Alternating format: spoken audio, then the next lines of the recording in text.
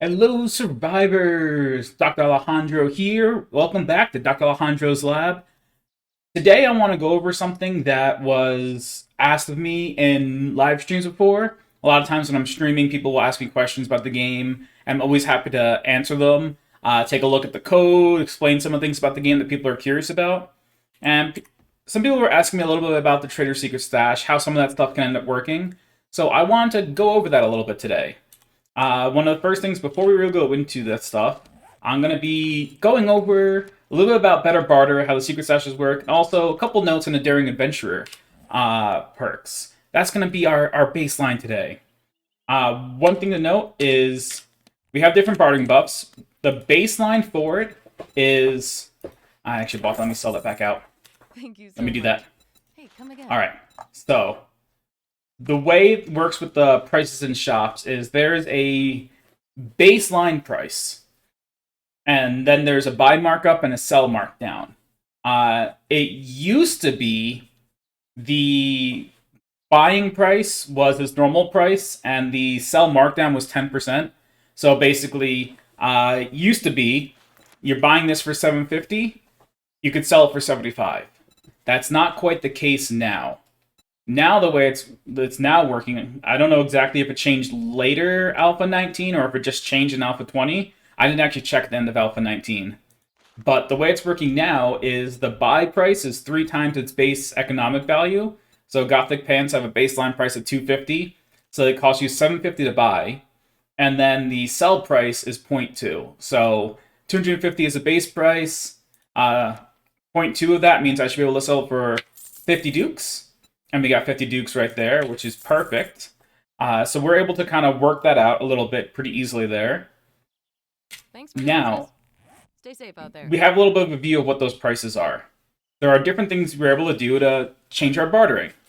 The different bartering items in the game, my inventory is full from doing different lab goes. The things that we have is the Better Barter perk itself, which can give you up to 25% better deal. And this is based 25% of the buy markup going down and the sell markdown going up. So that means that sell markdown with 25% bonus being point 0.2 means that's now 0.25. So it's not getting huge amounts on top of it. But the buy markup goes down so fast with this now because you're losing 25% off of 3, which is 2.25. It's what's left. So it kind of closed the gap really quickly, mainly on the buying side.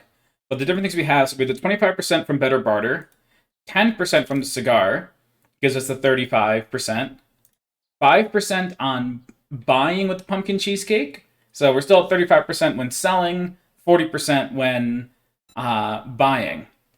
Then we have Sugar Butts and Grandpa's Awesome Sauce giving us another 30%. So that gets us up to 70% when we're buying, 65% when we're selling. And the final one is the Magnum Enforcer book, giving the extra 5% deal. So with all these combined, we end up with a 75% better buy price and a 70% better sell price. And in terms of how that actually works out into the value of the game, it ends up coming out to approximately the buy price ends up being 0.75, whatever the baseline price is, and the sell price ends up coming up to, I think it was like 0.36, something like that, 0.34. 0.34. So you still have a pretty wide gap between the buying and selling. It used to be a lot closer, so the way it worked before was you would get down to like 25% buy price, 17% sell price. So little swaps in the buy price, if someone had mods, could actually make it. So if you stacked everything, you would end up getting the bonuses, the buy price being less than how much you could sell it for. So that's something they're trying to make sure to avoid. So to show us how close it gets, so we saw the Gothic pants, 750 to buy and 50 to sell. Let's go ahead and fully buff that Better Barter up, and we'll see exactly how huge that price difference is. Again, we know the percentages, but it feels so good to actually see it. So let's stack everything up. And get the pumpkin cheesecake in. There we go. Pull you out. No, pull the Magnum out. There we go. So now we go to see those Gothic pants again. The Gothic pants are down to 187. There were 750 before. We sold them previously for 50. Now they're up to 85. So this has actually gotten extremely, extremely close to each other. Almost pretty much now the sell price is almost half the buy price. So when you get to stack all this stuff up, it's really, really nice. I hope you get feeling better. Now, when it comes to the better barter and buying stuff, the biggest question I got, the reason why we started looking at it, was for the Crucible. People were wondering when you could really get the Crucible. So I'm going to swap us over to the game code to show you a couple things. All right, we are back. I had to turn off the camera for this because it covers stuff up. As you can see right here at the Trader XML, we see what I talked about before. The buy markup is 3, the sell markdown is 0.2, and then there's the values based on the quality as well for how much that actually affects things. But what we really want to look at here is we'll scroll down to where the actual trader stuff are, and then we'll start taking a look at some of that stuff and show you kind of how the traders work. All right, so we're down here. We're on Trader Joel, the first trader. You can see the open time and the close time. This is what people end up changing when they're doing the traders never close. They basically affect these values. And for some of the mods that have traders restocking on different sets of days, they change that reset interval. And that's kind of how you get it to look at.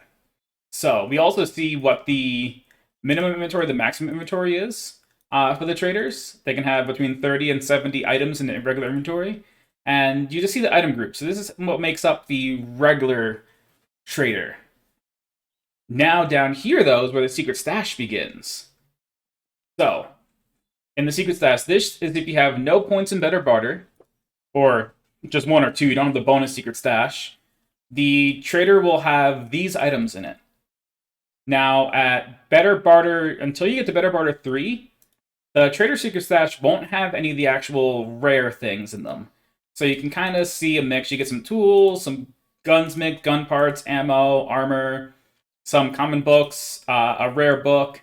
You always get 1 to 2 common books, 1 rare book, and 1 perk book every time you go into the secret stash.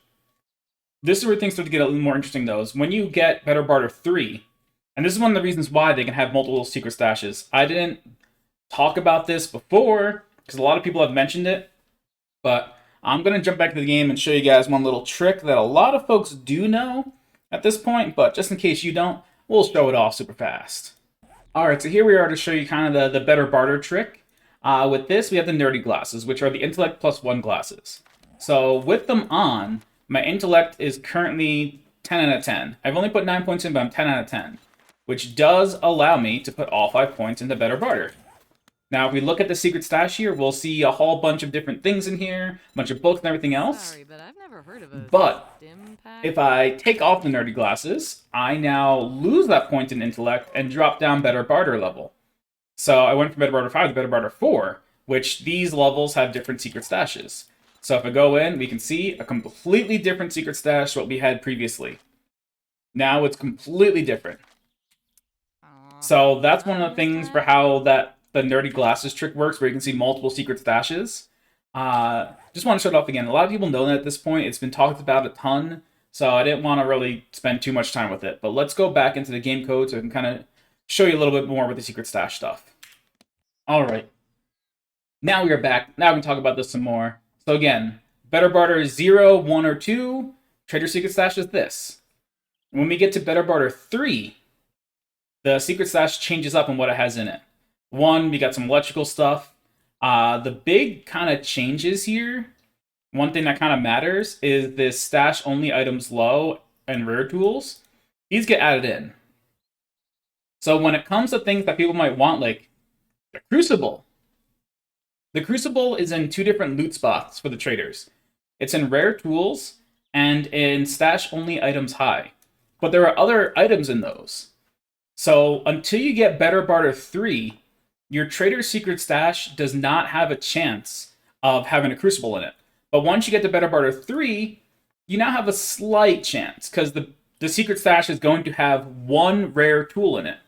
Now, This rare tool can be different things. The rare tools are stuff like the chainsaw, the auger, the steel axe, steel shovel, and all those things as well, the crucible. So it'll have one of those. So you have a small chance of getting a crucible at Better Barter 3. When we go to Better Barter 4, now this is the Better Barter 4 secret stash. And here, the rare tools, now they're going to have 1 to 2 rare tools. So you can have a slightly better chance of getting the crucible from there. But this is also where that stash only items low switches to stash only items high. And this is the other thing that has the crucible in it. And you get 2 to 3 of those. So once you get to Better Barter 4, you now have 3 to 5 items in the Trader Secret stash that could be a crucible, which could be super useful. So Better Barter 4 is where you normally will start finding things like the crucible more readily in the Trader Secret stash. And then Better Barter 5 is the same thing, but now you're gonna have a really high chance of getting it because they have 3 to 4 rare tools and 3 to 4 stash only items high. So with this, you're gonna have 6 to 8 items in the Trader Secret stash that could contain a crucible. Also, when you get the Better Barter 5, you get so many awesome things added in here as well. You start making sure it has the high tier armor. It'll have a few other things, such as Night Visions is also where they will be selling you solar cells and solar banks. It'll always have a solar cell and between 1 to 3. They'll always have a solar bank in between 1 to 3 solar cells. So if you really want to get up to that solar power going on, Better Barter 5 is what opens it up for you in the secret stash. So if you want to see what else, so the rare tools already discussed. But let us go ahead and I'll show you what's in the stash only items high, because this is another pretty big one there. We'll do a quick search for it. Stash only items high, solar cell, auto turret, shotgun turrets, and crucibles. So there's only 4 items in here. So that's why getting the Better Barter 4 and 5 gives you a much higher chance, because the rare tools has, I think, like 6, maybe 7 things in it. The stash only items high only has 4. So you have a really high chance for one of those items to be a crucible. It's not guaranteed, but if you have access to 2 or 3 different traders, chances are you are going to be able to get yourself a crucible with Better Barter 4.